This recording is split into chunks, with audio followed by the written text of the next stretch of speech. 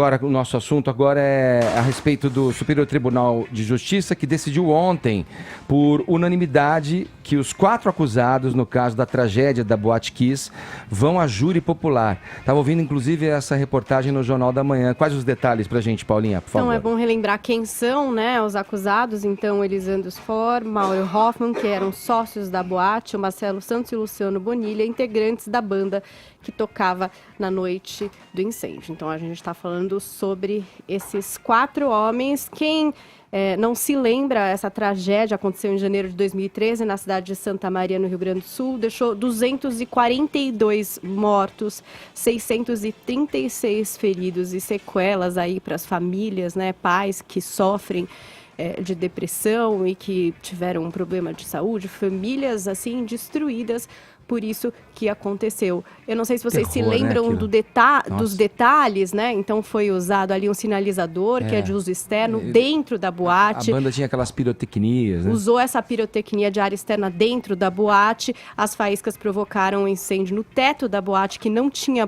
proteção antifogo. O fogo se alastrou.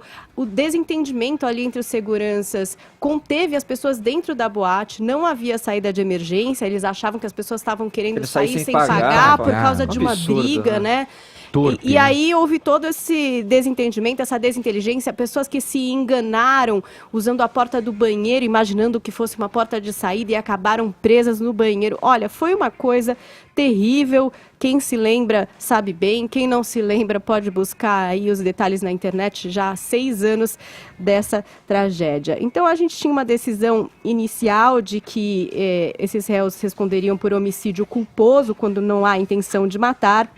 Mas aí a gente teve um recurso do Ministério Público e da Associação de Familiares das Vítimas, e o Supremo Tribunal de Justiça acabou acatando esse recurso e julgando que os elementos do processo indicam que os acusados assumiram sim o risco de matar. Então, como previsto pela Constituição, iriam agora a júri popular respondendo por homicídio doloso, que é quando se assume o risco da morte. Eu achei interessante o voto do ministro Saldanha Pinheiro, que acompanhou o relator, e o voto dele foi quem fechou aí essa caracterização de homicídio doloso, que ele disse o seguinte, na minha avaliação, um dos principais pontos que indicam que houve dolo foi o fato de terem um microfone, terem identificado o início do fogo e não terem avisado ninguém. E o Rogério Schietti, que é o relator, né, foi o primeiro voto, aliás, quem falou mais extensamente a respeito, ele falou bastante sobre essa questão das condições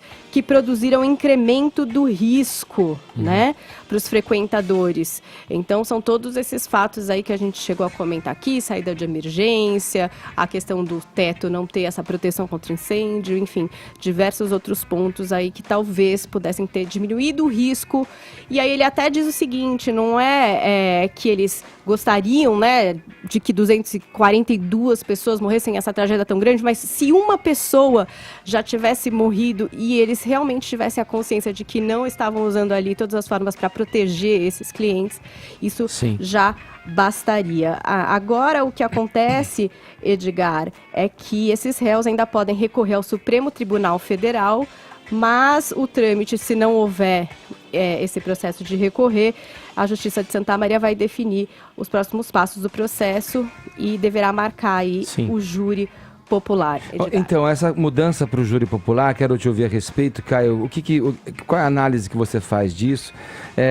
Se faz justiça quando se coloca para a população de Santa Maria, no caso, de familiares que tiveram seus entes queridos mortos, queimados dentro da boate, pais que morreram já sob suspeita de suicídio, quer dizer, é uma situação dramática, né? E qual a análise que você faz dessa mudança para o júri popular?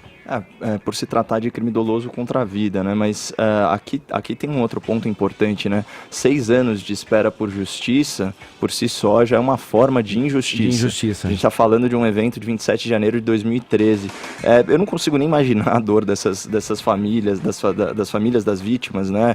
Mais uma vez, nossa solidariedade a elas, porque o quadro é de impunidade até esse momento, né? Que, aliás, é a regra e não é a exceção do nosso sistema penal. A discussão aqui é sobre dolo, né? A intenção de cometer o crime. E ele se diferencia da culpa, que é a responsabilidade pelo crime, mas sem a intenção. Geralmente a gente fala em negligência, imprudência, imperícia e por aí vai. Tem essa situação intermediária que a Paulinha colocou muito bem para o direito penal, que é o dolo eventual. Tem gente que chama de dolo mediato também.